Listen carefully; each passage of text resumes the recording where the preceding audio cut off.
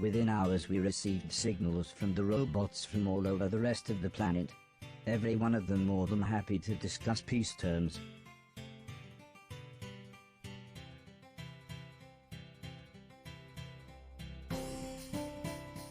I think this was the happiest time of my life.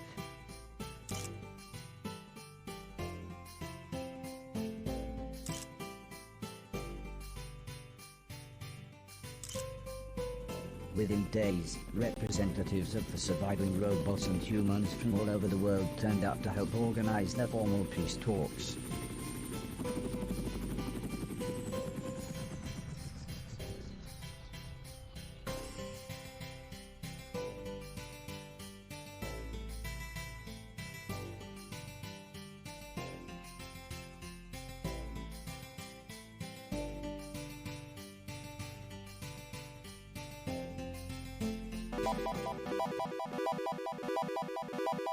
"So, you have achieved peace," said the man in black. "Well done. Well done indeed." The old lady was obviously surprised. "I didn't realize you had survived. Where on earth are you?" "Would it surprise you," continued the man in black, "if I told you we were in fact not on Earth, but on the moon?" "I knew it," interrupted Mr. Preston. "Secret space, Black Ops, bases on the moon. It's all true?" "Yes," explained the man in black. "When the war was all but lost, as a precautionary measure, the great and the good strategically repositioned to the moon." "And now we've saved the day," interrupted Heather. "You want to come back and take all the glory?" No, not at all, young lady. We would like you all to join us on the moon. We'll send a shuttle. That way you can help us plan a new renaissance for the planet."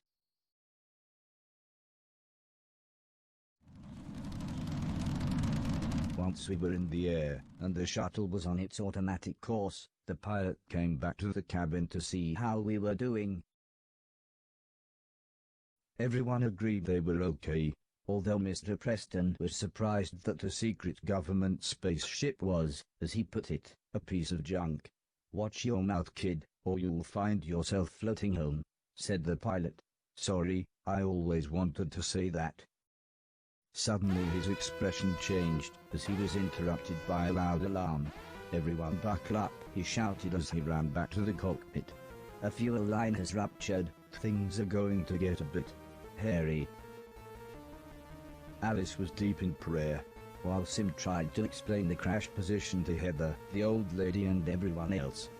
Not that Mr. Logan was listening as he jumped to his feet and attempted to extinguish a fire with his jacket. "Barry," said Mr. Preston with a terrified look on his face, "if we don't make it out of this, I want you to know something.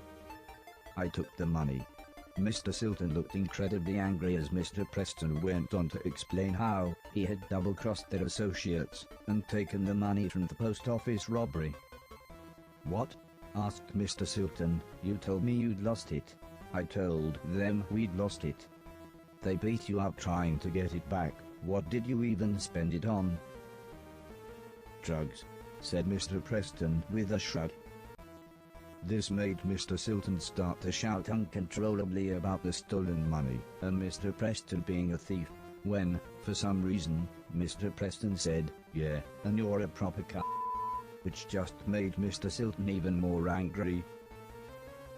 It was soon obvious things were not going to get any better, so I ran to the cockpit. I could barely get out the words, "Can I help?"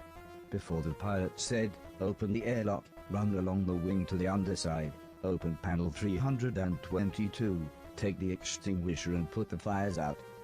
I was shocked how calm he was, but he just smiled and saluted. I can see my house from up here.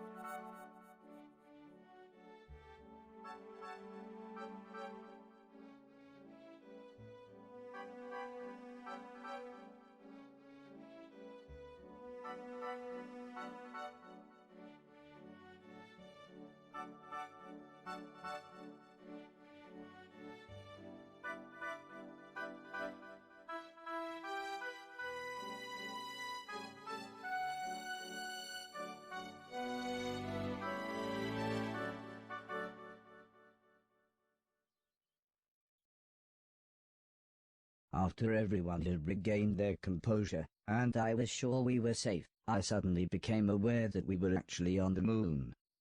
It was as amazing as you would imagine. Everyone had to wear special suits due to the lack of oxygen. But, not needing to breathe, I was fine without one. Heather took lots of photos and even set up a tripod to get one of everyone with the Earth behind us.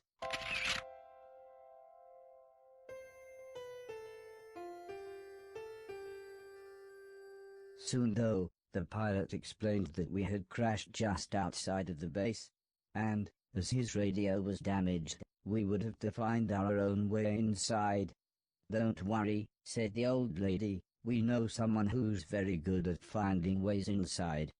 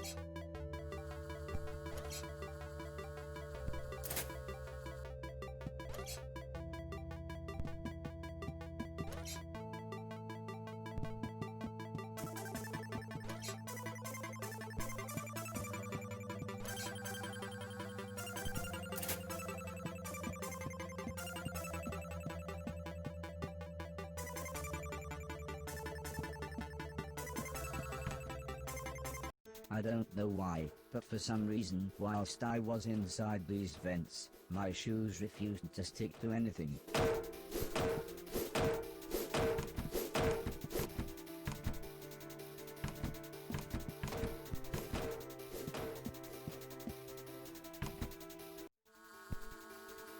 This was very strange. Everything almost looked like they were stage props.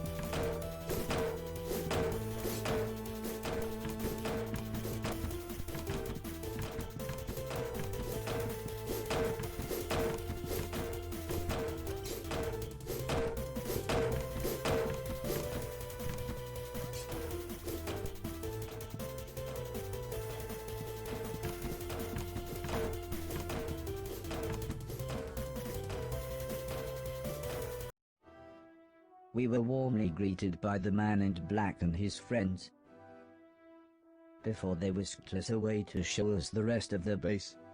Although the buildings were clearly for military use, we walked through huge hallways and galleries. They really were the types of rooms you would expect to see in a five-star hotel or a beautiful palace.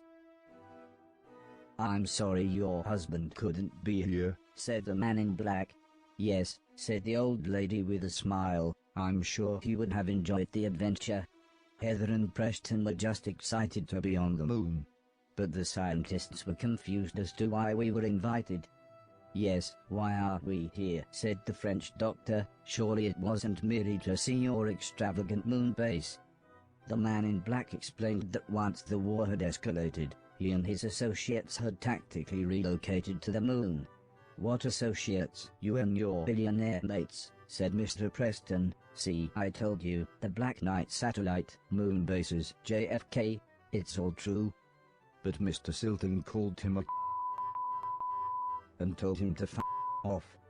"Well, if you're going to keep a civilization alive, it's going to need its leaders," said the man in black. "Come now, let me show you some more." We walked along tall metal gantries and through to another cavernous gallery. Its classical architecture made it look like some kind of grand museum. The man in black explained that when they had landed on the moon, they had crashed even worse than we did, and that they lost many valuable passengers. He was quiet for a moment, then he composed himself and continued. He explained that the only other shuttles they had were the one we arrived in and the small automated rocket that took their irradiated material out into space. Sim was impressed. "So, nuclear-powered then?" he said with a knowing smile. "Yes indeed," replied the man in black as he explained that the entire base was capable of containing a small country. Mr. Deck was also clearly impressed and said, "I don't suppose you need a butler?" "Well, we used to have servant robots," said the man in black as he turned to me. He explained that now, I was the only robot on the moon after they had all the others removed. "Come now," he said with a smile. "You must all be tired. Let me show you to your rooms." I shared a room with Heather. It wasn't exactly nice, but at least the bunk beds were exciting. Heather had fallen asleep by the time I'd looked around. After all, just like the man in black had said, we were all very tired.